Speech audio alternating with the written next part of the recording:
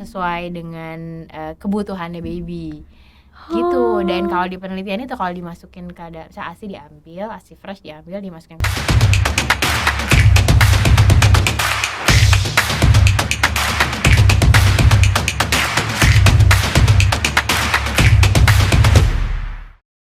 Halo Bunda, selamat datang di podcast Halo Bunda, spesial persembahan dari Generos sebagai teman Bunda mendampingi tumbuh kembang si kecil. Kali ini kita kedatangan tamu yang spesial nih, termasuk kategori Mahmud Abbas, ya, mamah muda anak baru 1. Bener kan dokter? Bener tapi oh gitu ya sekarang. Iya. Sekarang namanya Mahmud Abbas. Ada panggilan. Oke, baiklah, nanti aku tulis di bio. Oke, kita kedatangan Dokter Rizky Nurdini. Yes. Dipanggilnya Dokter Kiki ya? Ya. Oke, selamat datang dokter di podcast Halo Bunda. Halo, terima kasih sudah mengundang saya menjadi tamu. Seru banget di sini tempatnya deh. Gitu. Oke, kesan pertama datang ke sini dokter. Kesan pertama seru, makanya homey banget tempatnya gitu. Apalagi ini tempat podcastnya ini kalau misalnya pada lihat nih lucu gitu. Aku pengen punya juga di rumah kayak gini satu. Amin. Semoga terrealisasikan ya dokter. Iyalah, yang baik-baik harus direalisasikan dan didoakan. Amin. Okay. Betul. Oke, kali ini kita akan ngobrol tentang ya pasti tumbuh kembang anak sih ya dok ya. Tapi karena dokter ini lagi menulis tesis ya dok, bener ya? Iya, sekarang aku lagi tesis. Jadi aku lagi kuliah lagi, alhamdulillah S2 gitu. Terus sekarang lagi menulis tesis ya. Kalau yang sudah melaksanakannya kan pasti tahu seberapa ini ya, perjuangan gitu ya. Nggak, itu akunya aja sih, emang agak-agak struggle. Doain ya. Amin. Aku biar semoga selesai. Cepat ya. Iya, itu yang paling lama. Soalnya kalau tesis kan pace-nya kita sendiri kan gitu. Jadi ya kalau semakin cepat dikerjain semakin cepat selesai, semakin lambat dikerjain semakin lambat selesainya. Iya gitu. sih, bener juga. Oke, berarti selain ada yang difokuskan tadi nih, perihal tesis tadi, kegiatan dokternya aktivitas sekarang apa aja? Praktik tetap ya? Jadi sekarang nih aku sih bilangnya kalau pekerjaan utama ibu rumah tangga ya gitu. Ibu rumah tangga tetap paling utama, prioritas kan, karena itu. Jadi kan alhamdulillah sekarang aku sudah menikah dan lagi punya babynya masih kecil, masih 1,5 bulan mau 2 bulan gitu. Waduh, makanya nih lagi lucu-lucunya nih, abis dari sini langsung cepat baik ke rumah lagi. Itu paling itu, terus udah gitu lagi sekolah lagi, sama kalau prakteknya aku emang lagi off dulu untuk praktek offline-nya. Nanti mungkin habis maternity leave balik lagi, tapi sekarang sementara masih online, jadi bisa WFH gitu kayak anak zaman sekarang kan. WFH atau ya. Itu apa sih sekarang, bukan WFH lagi, work from everywhere kan. Iya. Gimana aja gitu, Bener-bener. jadi di rumah doang. Tapi lagi pandemi sih Tapi naik lagi sih ya dok nih, ya. Mudah-mudahan nih cepet ini deh biar kita bisa work from everywhere. Amin ya, biar bisa nongki-nongki manja gitu kan ya kerjanya. Kerja apa nongkrong sih sebenarnya? Sekarang nggak bener nih. Banyak kerja. Sekarang banyak kata kerja yang bisa dilakukan bersamaan dok. Oh iya. Jadi terkadang dulu mungkin untuk zaman-zamannya, maksudnya generasi yang di atas 90-an kali ya, itu merasa bahwa apaan sih kerja gitu, healing Iya, gitu kan ya. bener. Tapi kalau generasi sekarang lagi healing nih sambil kerja, bikin konten misalkan kayak gitu. Bikin konten sambil di pantai, sambil ada ini juga ya, ada kerjaan. kopinya, tempat kerjaan gitu ya. Sekarang udah berubah banget sih zaman ya. Dulu kan kita taunya kerja ke kantor, datang udah iya bisa pulang gitu kan ya. Kerja digaji. Sekarang mah beda banget udah semuanya. Bener-bener deh emang. Oke, balik lagi nih dok. Berarti dokter nih masih benar-benar jadi busui ya? Iya benar. Dan aku juga dengar kalau dokter itu sebagai konselor laktasi atau konselor menyusui. Iya, jadi menyusuinya gitu. Oke, nah gimana tuh dok pengalaman menemani bunda-bunda ya pasti iya, yang masih punya baby atau yang udah punya anak yang kedua gitu kesekian, ya. Jadi sebenarnya menarik banget sih. Misalnya aku terjun ke dunia perasian, perlaktasi dan menyusui ini tuh dari 2000 tuh aku baru pelatihan. 2019 dicemplungin sama teman aku, emang udah lo ikutan aja, seru gini. Tadinya kan pikir apa sih menyusui tuh, ya udah gitu tinggal kasih nemplok ASI, aja udah selesai kan, gitu selesai. ya. Ternyata banyak yang, bahkan maksudnya aku dokter ya, bahkan di kedokteran sendiri tuh nggak diajarin detail. Kita tahu disuruh menyusui ASI 6 bulan gitu, habis itu nanti pakai MPASI. Cuman secara detail kenapa sih harus ASI, kenapa sih kok kekeh banget gitu WHO, kenapa harus ASI 6 bulan gitu, emang sekeren apa yang, ya udah kenapa sih ribet banget pakai susu formula aja gitu kan mau kerja juga kan, mau ngerjain yang lain juga, kalau pakai susu formula enak kan, tinggal pakai botol bisa digantiin orang gitu. Ternyata memang ada kekhususan, jadi aku baru terbuka lah matanya di situ pada saat tahu bahwa ASI tuh memang Masya Allah tuh buatan Allah sama buatan manusia beda spek ya. Pasti ya. Mau ditambahin, ya kan sekarang udah macam-macam ya, formula tuh udah ada yang ditambahin ini, tambahin itu, tapi tetap beda karena si ASI ini tuh bisa berubah sesuai dengan kebutuhannya si baby, sesuai umurnya. Ya itu kehebatannya, karena pabriknya Allah yang buat. Iya benar ya. Jadi di settingannya ini di dalamnya tuh udah di ya Allah kasih, alhamdulillah kita yang perempuan nih salah satu yang kenapa kita spesial lah ya. Ini nggak bisa dirasain sama laki-laki, dan kita dikasih kespesialan ini, dikasih amanah gitu ya, kita bahwa ya itu punya kehebatan itu gitu. Jadi nanti babynya misalnya cewek, babynya cowok, babynya usia berapa, babynya lagi sakit atau lagi sehat, sakitnya apa, itu tuh akan berubah sesuai dengan kebutuhannya baby gitu. Dan kalau di penelitian itu, kalau dimasukin ke ASI diambil, ASI fresh diambil, dimasukin ke dalam mikroskop, banyak deh di YouTube juga banyak, kalau di Google ya, itu dia bergerak, hidup. Jadi sel darah putihnya, sel-selnya yang dibutuhkan untuk baby tuh hidup, masih hidup. Makanya memang ASI sebaiknya fresh gitu, walaupun memang ada nanti ada yang bisa disimpan dalam berapa lama gitu. Jadi nggak ada susu formula hidup itu ya. Dan nggak ada seimunoglobulin kan, yang penting kan sekarang imunoglobulin gitu, pertahanan tubuh, untuk daya tahan tubuh gitu ya. Tubuh itu langsung, dan imunoglobulinnya itu bisa berubah sesuai dengan nanti babynya butuh apa. Ini misalnya ibunya lagi sakit atau pernah vaksin. Kan kalau baby kan vaksinnya bertahap tuh, belum bisa langsung tuh dia. Sedangkan kan dari awal dia udah terpapar dengan lingkungan yang kita nggak tahu lah ya, bakteri apa segala macam. Nah itu dari ibunya dapet. Ibunya dulu pernah vaksin kan, atau ibunya dulu pernah sakit flu atau covid nih misalnya, udah vaksin, dapet babynya. Walaupun nggak seheboh kalau dia udah sekuat kalau dia dapat imunisasi gitu ya. Cuman dia dapat gitu. Jadi kalau formula gimana cara nambahinnya? Terus yang kerennya lagi adalah formula kan rasanya begitu ya, misalnya vanilla, coklat atau strawberry gitu. Kalau ini tuh rasanya tergantung ibunya makan apa. Tapi jangan bayangin rasanya tiba-tiba berubah jadi coklat ya. Tapi maksudnya ada zat yang ibunya makan kan masuk tuh ke dalam si babynya. Nah zat itu tuh bisa memicu pengenalan rasa di sinyal di lidahnya dia. Jadi dia udah ngenalin. Jadi nanti kalau misalnya anak-anaknya udah masuk MPASI nih, udah mulai makan, terus susah makan, inget-inget dulu waktu nyusuin pernah makan apa, sering makan apa, biasanya baby suka makan itu. Menarik berarti ya buat bunda-bunda yang mungkin sekarang punya permasalahan anak lagi picky eater gitu ya dok ya. Picky eaters gitu ya, biasanya itu. Bisa itu salah satu yang bisa dicoba. Ini aku dikasih tahu sama guruku waktu kuliah. Waktu kuliah ini. Karena aku udah lagi nutrisi juga nih. Iya. Itu salah satu bilang beliau punya pengalaman. Itu waktu itu katanya pasiennya, beliau bilang iya nih nggak mau makan, nggak mau ini. Dulu waktu nyusuin makannya apa gitu, makannya A gitu. Ya udah coba makanin itu. Ya udah, ternyata iya benar. Jadi dibuat MPASI yang dari makanan yang suka makan itu. Iya, karena udah terpapar sinyal rasa ya. Iya, karena dia udah ngerasain dari itu. Dan waktu hamil juga tapi waktu hamil nggak segede waktu nyusuinnya. Jadi waktu hamil juga kita makan apa.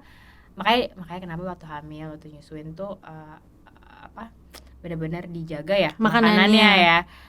Itu tuh karena itu babynya dapat, dan selain dijaga zatnya, nutrisinya, cara masak ya, higienitasnya, juga yang penting kehalalan sama kethayyibannya itu penting banget sih. Iya, kalau itu poin Itu plus untuk muslim-muslimat gitu ya. Karena itu penting, karena itu jadi daging ya buat anak kita. Oke, untuk bunda-bunda mungkin sedikit flashback ya tentang menyusui gitu ya waktu anaknya di bawah 2 tahun gitu kan ya.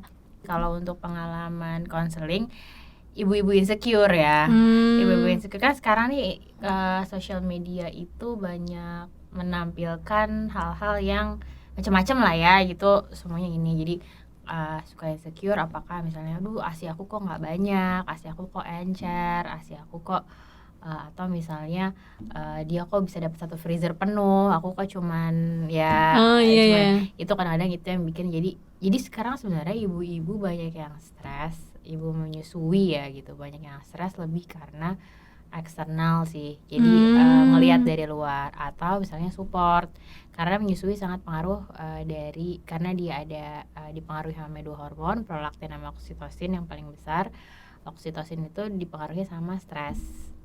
Gitu. Jadi kalau ibunya stres, mau udah minum ASI booster apapun, makan gimana pun, dia ada stresnya, kemungkinan besar ASINya bisa seret juga gitu. Karena kehambat sih oksitosinnya nggak mau keluar karena dia stres, jadinya pengeluarannya dikit, produksinya ada tapi nggak mau dikeluarin, sama aja akhirnya jadinya bengkak malah gitu. Jadi biasanya sih yang banyak tuh rata-rata situ ASINya ngerasa kurang atau memang benar-benar kurang gitu. Biasanya sih yang banyak itu, atau berat badannya kok nggak naik ya, ASIku nggak bagus. Yang sering tuh curhat, aku dibilangin katanya karena payudara aku kecil jadi nggak bisa nyusuin gitu, atau misalnya karena putingnya agak datar jadi nggak bisa nyusuin misalnya. Itu bisa maksudnya bisa diusahakan gitu, dan memang hasilnya Allah yang nentuin ya gitu. Kita kan sama kayak kita sama kayak kita ke dokter berobat, ada yang sembuh, ada yang sembuhnya cepat, sembuhnya lama, ada yang nggak sembuh gitu kan. Nah itu sama kayak gitu sih, yang penting kita udah usahain dulu tapi dengan ilmu yang benar dulu gitu. Kalau udah itu diusahain hasilnya udah tinggal diserahin aja kalau gitu. Oke, tapi ngomong-ngomong pasca pemberian ASI nih dok ya, itu sebenarnya kayak tadi contoh kasus selama menyusui misalnya si anak itu tuh misalnya ibunya ASInya tuh seret gitu. Nah itu nanti ngaruh nggak sih sama pemberian asupan dia setelah pasca ASI gitu? Sebenarnya yang gini, kalau misalnya memang ASINya itu kurang atau seret gitu, itu akan ngaruh ke tumbuh kembang kan otomatis. Maksudnya berat badannya bisa jadi nggak sesuai naiknya atau nggak naik gitu, atau malah turun gitu. Nah itu kalau untuk nantinya dia makan, berarti kan pengaruhnya ke pas pemberian MPASI-nya, apakah dia harus agak dipercepat gitu, ataukah malah ternyata harus ditambah suplemen-suplemen yang lain kayak formula.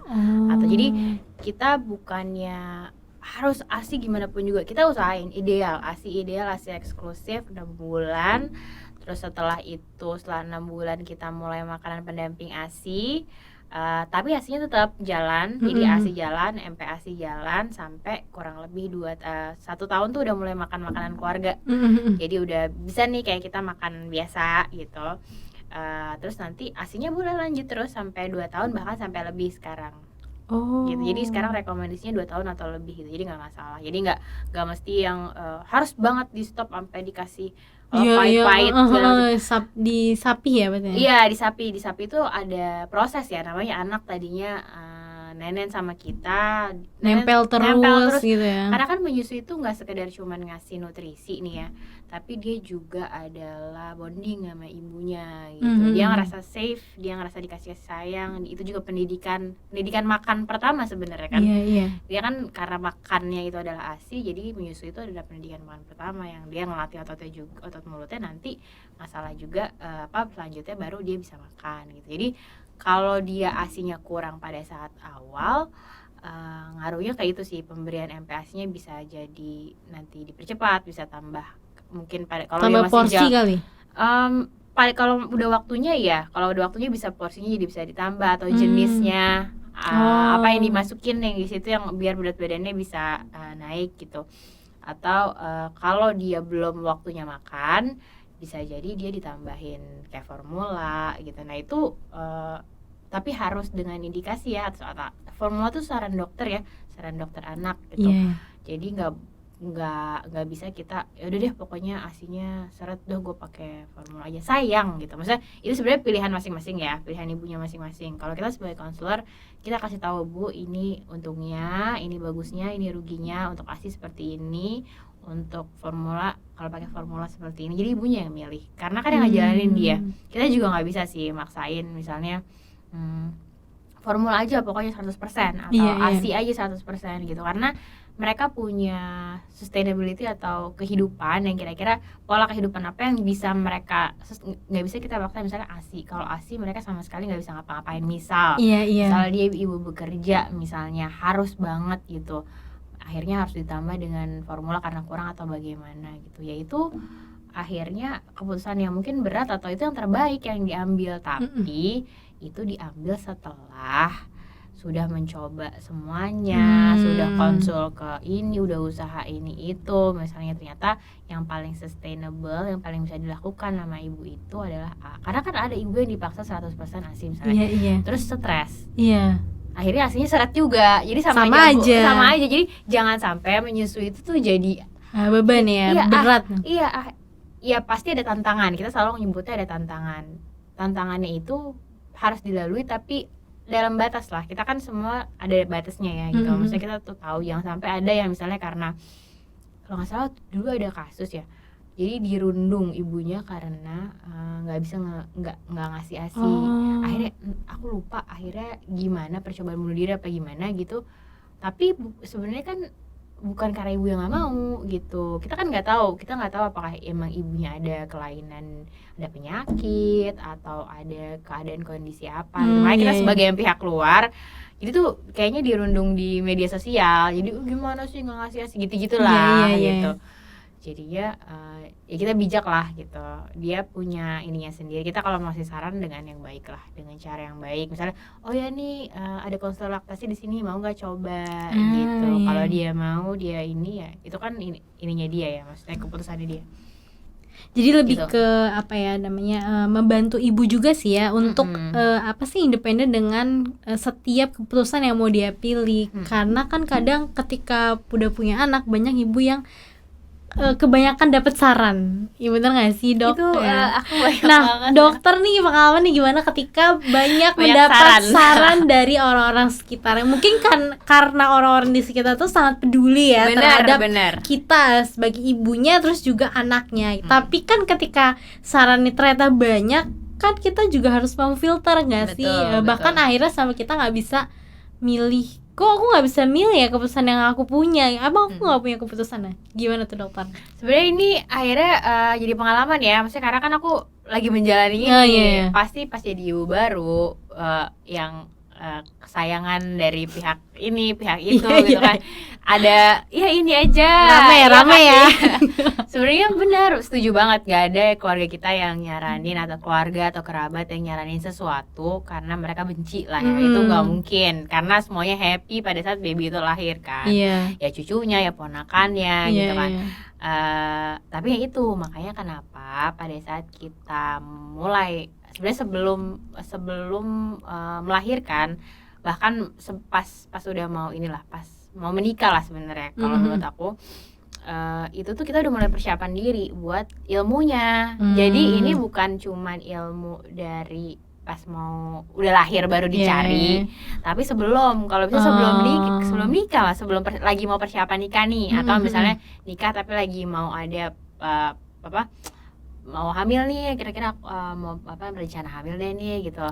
Itu udah mulai dicari tuh. Itu karena udah bisa datang. Kalau ke konselor laktasi sendiri biasanya paling awal datangnya di trimester 3, di 7 sampai 9 bulan. Tapi kalau aku sarannya lebih deket-deket ke 9 bulan, karena takutnya karena ini ilmunya baru gitu, lupa. Kalau makin jauh saya di 7 bulan, ntar di 9 bulan dia lupa tuh caranya gitu. Iya benar. Nah jadi pas sebelum di rata kurang lebih 8 bulan 9 bulan gitu, nanti bisa dicek payudaranya, jadi ada kelainan atau enggak. Jadi ibunya udah prepare, oh ntar gue akan ada tantangan menyusui berarti gue harus ini seperti ini. Dan kalau bisa diajak yang mengasuh atau yang jadi partner. Jadi misalnya sama suami, misalnya nih tektokannya banget nih, caregiver-nya adalah suaminya harus sevisi semisi. Jadi nanti akan dihadapi kalau masalah saran, terimalah. Maksudnya ya namanya kita sebagai anak, sebagai keponakan, misalnya sebagai cucu, saudara, sebagai saudara, itu kan oh iya itu ini baru gitu, ilmu baru misalnya. Nanti kita terima, terus kalau misalnya mau iya tapi aku dapat ini kayak gini, udah sempat belajar kayak gini yang paling barunya gitu. Jadi gitu, santun juga, jangan tiba-tiba tidak gitu, nggak gitulah gitu. Tetap caranya juga baik, cuman kalau misalnya ada yang pedes-pedes nggak apa-apa, terima aja dulu di itu anggap sebagai nasihat dan saran aja lah gitu. Abis itu curhat bisa aja. Makanya kenapa Ibu Misu itu punya komunitas, karena itu akan lebih membuat dia lebih kuat. Kalau misalnya support grupnya, misalnya di dalam lingkungan terdekat, kan misalnya keluarga nih, keluarganya misalnya kurang atau memang sendiri dia taruhlah memang cuma berdua sama suami, atau misalnya ada juga kan yang nggak ada suaminya, meninggal atau bercerai, misalnya sama ibunya aja gitu. Terus ternyata lingkungannya tetangga-tetangganya nyinyir gitu kan, ada aja kan, itu anaknya gitu ya, misalnya apalah itu nangis mulu gitu kan, udah kasih ini aja, kasih itu aja gitu misalnya kan. Nah itu makanya perlu support group, karena ibu terutama pada saat setelah melahirkan capek kan, habis melahirkan entah yang lahirannya normal atau lahirannya sesar, mereka menggunakan tenaga gitu. Dan mereka walaupun jujur ya, walaupun aku dokter, aku konselor menyusui, itu tetap dilaluin gitu, maksudnya capeknya, terus kadang ilmunya tuh jadi agak ngeblank, lupa, akhirnya aku harus konsul sama teman aku yang konselor, karena kita sebagai pasien diskusi, kita diskusi lah, karena capek apa ya gitu, kok kayaknya buntu gitu, makanya perlu support group yang kuat sih gitu. Jadi yang penting ilmu sama support group. Berarti selain memang keluarga yang harus jadi supporting system gitu ya buat ibu atau buat bunda ini, ternyata bunda tuh tetap butuh komunitas ya, atau temen yang karena sharing. Kan untuk tempat sharing, karena nggak bisa semua anggota keluarga gitu ya itu bisa bener-bener denger aja gitu ya kan, ketika baru mau ngomong langsung pakai ini gitu ya. Beda-beda kan karakter satu keluarga dengan keluarga lain juga beda-beda. Ada yang semangat ngasihnya, ada yang lemah lembut ngasihnya, ngasih sarannya. Jadi ya macam-macam. Jadi perlu support grup itu sebenarnya itu buat, kadang-kadang cuma pengen curhat aja. Kadang-kadang kalau misalnya aku di Instagram nih, misalnya nerima konsulan DM, biasanya lebih ke curhat gitu dibanding sebenarnya dia udah karena kan udah lihat, kadang-kadang udah ikut postingan, ikut latihan, ikut web apa segala macam. Kadang-kadang cuma butuh afirmasi aja kalau yang gue lakuin ini tuh benar sih gitu, atau gue harus, kadang-kadang dia buntu sendiri gitu, dia udah tahu tapi dia buntu sendiri, butuh orang untuk merubah sedikit mindsetnya biar bisa ngelihat yang ini gitu misalnya. Jadi itu sebenarnya kalau support grupnya lebih gitu. Kadang-kadang cuma pengen didengerin doang kan kita mah cuma pengen didengerin mewek gitu kan, biasanya cuma gitu doang. Tapi abis itu udah gitu kan. Jadi itu sih sebenarnya. Apa sih yang paling dikhawatirkan dokter sebagai bunda gitu ya atau ibu pada tumbuh kembang anak? Atau pernah misalnya kan kadang kalau udah jadi ibu, dulu waktu kecil kayak gini, ngebandingin diri sendiri sama anak nanti gitu ya. Nah itu pernah nggak? Kalau aku lebih ke sebenarnya sama kayak insecurean ibu-ibu pada umumnya. Misalnya dokter pun dan konselor menyusui pun juga manusia gitu ya. Juga manusia gitu. Pada saat kita dipraktekin juga ada hal-hal yang mungkin kita perlu diingetin sama orang lain gitu, sama teman-teman, sama keluarga, sama suami gitu. Sama, takut berat badannya nggak naik, takut berat badannya naik tapi nggak sesuai, takut kok anak gue belum bisa, misalnya belum bisa nanti belum bisa ngomong apa gitu, atau kok yang ini udah bisa miring kiri tapi kok miring kanannya nggak bisa, padahal sebenarnya nggak apa-apa gitu. Kadang baca buku, ini sih nggak apa-apa sih, nggak masalah sih gitu. Jadi sama kayak insecurean, makanya itu sebenarnya was-wasanya kita ya, tapi kan karena kita udah ada ilmunya, ingat-ingat lagi, itu nggak apa-apa, nggak masalah gitu. Atau kalau kita mau lebih yakin lagi, kita tanya lagi kan, misalnya ke teman kita atau ke misalnya ke dokter anak gitu, dok ini nggak apa-apa kan ya gitu ya, nggak apa-apa gitu. Jadi insecure sih gini, kita boleh khawatir tapi nggak berlebihan lah. Itu kan namanya waspada ya. Jadi jangan sampai kita lost juga, anaknya belum bisa umur sekian belum bisa kitanya santai-santai aja gitu. Itu juga nggak baik karena kita dikasih itu kan juga sebenarnya untuk jaga-jaga insting itu ya, kan insting khawatir itu ya. Dan ilmu yang kemarin udah dipelajarin kan juga pasti, oh ya kan kemarin harusnya udah sekian bulan udah bisa ini gitu, kok ini belum ya, jadi harus harus dievaluasi gitu. Oke. Kemudian perihal asupan nih dok, karena banyak bunda-bunda nih yang bertanya gimana sih cara kerja asupan harian anak gitu ya, itu yang akhirnya bisa jadi sumber nutrisi mungkin untuk aktivitas gitu. Oke, jadi sebenarnya sama kayak asupan orang dewasa ya, anak sama orang dewasa kurang lebih sama, bahwa nanti setelah dia makan, kalau sesuai usia ya, kalau bayi berarti dia masih nyusu, kalau misalnya dia udah makan berarti dia dari makan dan minumnya.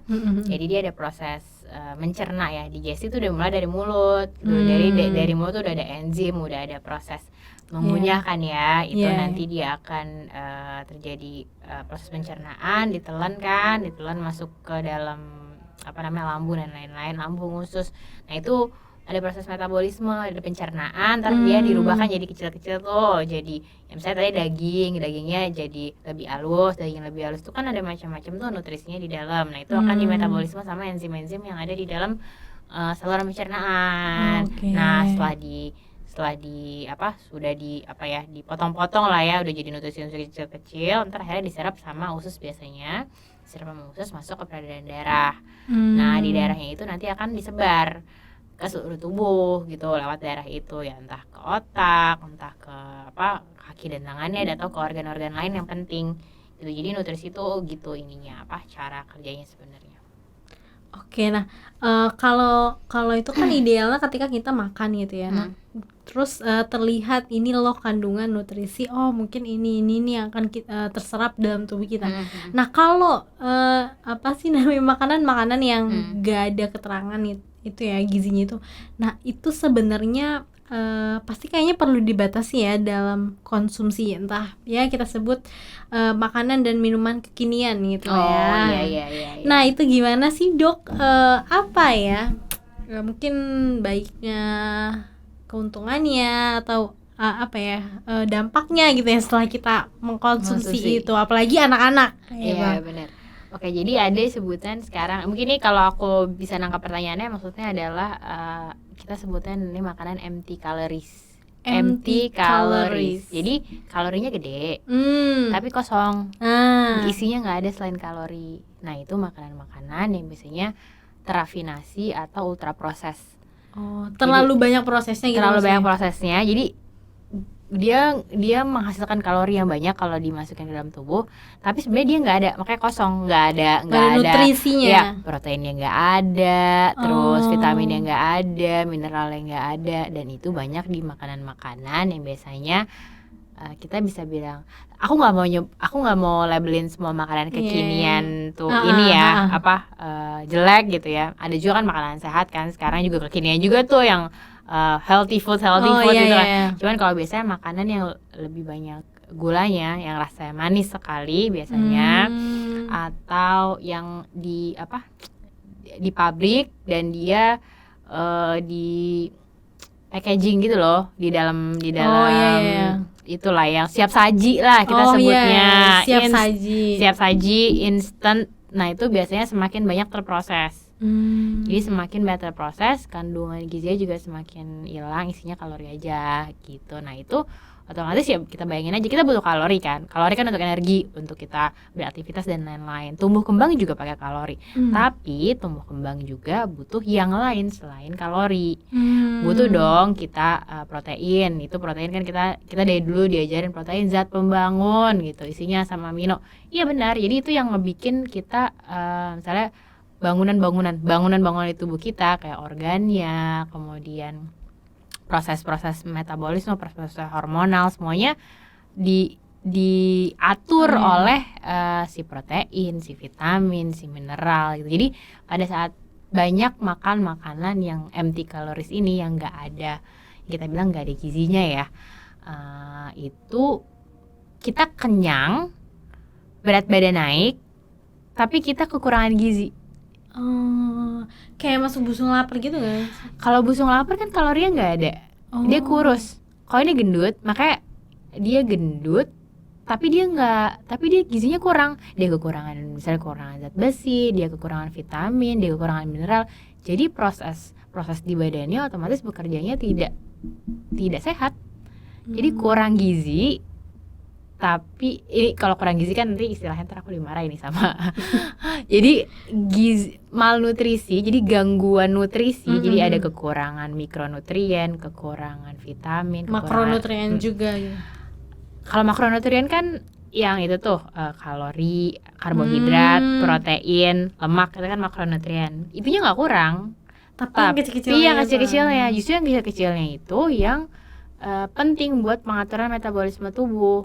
Yang jadi makan kita tuh nggak bisa asal kenyang, karena kalau asal kenyang gampang. Dan sekarang banyak yang asal kenyang gitu. Jadi kadang-kadang misalnya kita, apalagi Indonesia nih, yang penting nasinya banyak, iya, kenyang kan. Ntar kadang-kadang nggak tahu dipelit banget itunya, lauknya gitu. Padahal sebenarnya harus sesuai porsi. Bukan berarti kita bilang nggak boleh makan karbohidrat gitu, nggak bisa juga, karena emang harus ada porsinya. Karbohidrat tuh ada, tapi porsi-porsi lain, porsi protein, porsi lemak, gitu ya. Porsi sayur, porsi buah tuh ada sendiri masing-masing. Kenapa? Karena dia menyumbang untuk yang lain-lain gitu. Makanya kalau kita cuma makan kayak camilan-camilan gitu, isinya tuh gula doang misalnya, kita bilangnya taruhlah gula aja, itu otomatis kalorinya naik, berat badan, tapi ntar kalau misalnya dicek sekarang kenapa banyak perempuan Indonesia itu zat besinya kurang. Rata-rata karena pertama perempuan kan udah resiko karena kita haid kan ngeluarin darah ya, berarti zat besinya kurang. Terus makannya cuma makan nasi doang, nggak pakai yang lain gitu maksudnya. Jadi itu apalagi kalau anak-anak sekarang yang lagi heboh kan stunting kan, kurus, anaknya pendek gitu kan. Awamnya gitulah bilangnya, anaknya pendek, kurus. Orang tuh takut kalau anaknya kurus, tapi orang nggak takut kalau anaknya berat badannya lebih. Padahal itu salah satu resiko yang obesitas itu penyakit. Jadi gendut, aku nggak bisa bilang gendut, obesitas dan overweight itu adalah penyakit. Karena biasanya dengan obesitas dan overweight biasanya dia makannya kan nggak beres nih, dia banyak makan empty calories atau aktivitasnya dia kurang gitu. Akhirnya tumbuh kembang anaknya juga jadi nggak bagus juga. Jadi bukan berarti berat badannya naik. Makanya semua itu ada takarannya harusnya. Makanya kalau di KMS itu ada di jalannya yang itu kan ya, ada range-nya itu. Harus di situ karena sekarang bukan kita burden-nya di Indonesia ini dan di dunia ini sih. Nggak cuman kurus atau stunting atau kalau awam bilangnya kurus lah ya, tapi juga kelebihan berat badan. Ntar di kedepannya misalnya ada anak-anak yang kok mensnya lebih cepat atau malah nggak mens, atau mungkin tiba-tiba umur 20 tahun udah kena serangan jantung. Itu karena dari kecil kita sering kasih, yaudah deh misalnya jajan di salah satu warung warung langganan kita itu, beliin es krim, beliin misalnya makanan camilan sesekali, itu nggak masalah gitu, cuman dalam batasnya, karena ada batasnya pasti, dan anak harus ada aktivitasnya, harus ada olahraga bukan berarti dia harus ini ya. Makanya sekarang pandemi juga jadi polemik ya, karena anak kan di rumah, dia nggak, yang biasanya dia bergerak jumpalitan gitu di sekolah, dia ada main terbatas. Makanya kita harus pinter-pinter lah, tetap makanannya diatur, aktivitasnya juga tetap harus jalan, karena emang harus imbang sih semuanya, yang penting gitu. Berarti untuk sekarang nih karena banyak banyak beredarnya makanan cepat saji gitu ya, itu memang boleh sesekali, apalagi untuk anak ya, tapi bener-bener harus dibatasin ya dok. Iya. Karena kan ibu ya udah, penting dia makan udah selesai gitu kan. Iya benar. Padahal nggak bisa gitu ya. Makan tuh suatu proses yang maksudnya menarik ya. Kalau makanya kenapa akhirnya aku tertarik sama nutrisi, karena itu berhubungan, karena aku suka makan. Honestly aku suka makan. Aku suka makan honestly gitu. Jadi akhirnya tertarik ada apa sih di balik makan gitu. Karena makan itu yaitu apa-apa yang kita makan akan menjadi daging ya, jadi energi, dan itu yang menentukan bagaimana aktivitas kita nanti. Kalau kita muslim, kita percaya bahwa hal yang baik, makanan yang baik itu akan berdampak baik juga pada tubuh kita gitu. Dan akan berdampak baik pada perilaku kita juga. Benar ya, gitu. Makanya kenapa kita disarankan atau diwajibkan sebenarnya kalau muslim ya untuk makan yang halal juga gitu, dan dipilih yang thayyib, yang baik juga. Yang baik itu maksudnya itu ada porsinya sesuai sama usianya, sesuai sama jenis yang dimakan juga. Balance, makanya kita semuanya balance sebenarnya, yang penting seimbang gitu. Tapi kalau balik lagi nih ke perihal menyusui ya dok ya, aku tuh sering dengar kalau anak-anak yang lagi tahap makanan atau minuman ASI gitu ya, itu tuh harus disupport dengan vitamin zat besi gitu. Itu benar nggak sih? Anaknya? Dan ibunya? Anaknya dan ibu. Kalau ibunya iya. Kalau ibunya sebenarnya gini. Kalau ibunya karena tadi orang Indonesia itu perempuannya kebanyakan zat besi. Nah, dan sumber DHA, DHA, EPA, omega 3 gitu-gitu.